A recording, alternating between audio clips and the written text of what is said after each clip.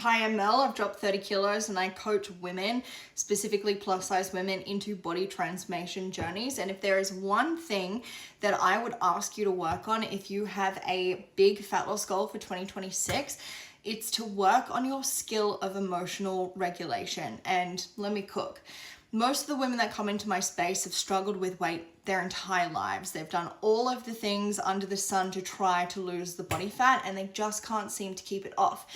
And all of these women have the same pattern that when they have an uncomfortable feeling come up, sadness, boredom, anger, stress, whatever, they go for food and they lean in to comfort eating, and food becomes their emotional regulator. Now, when we're working on your relationship to food, it's not only about teaching you how to eat properly and how to eat in a really healthy, sustainable, nourishing way. It's also about trying to dismantle your relationship to food as it being something that provides you with emotional regulation.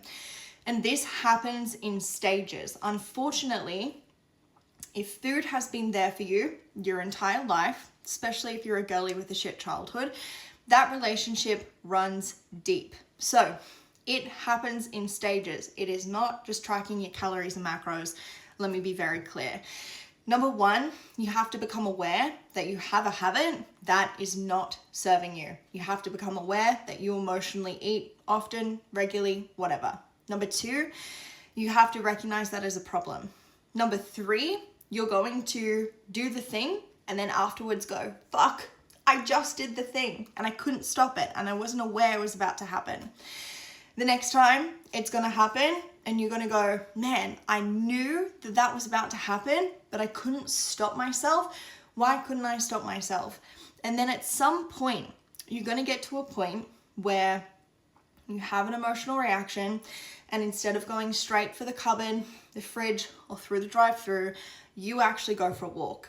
You actually voice note your coach. You call a friend. You get out and have some sunlight.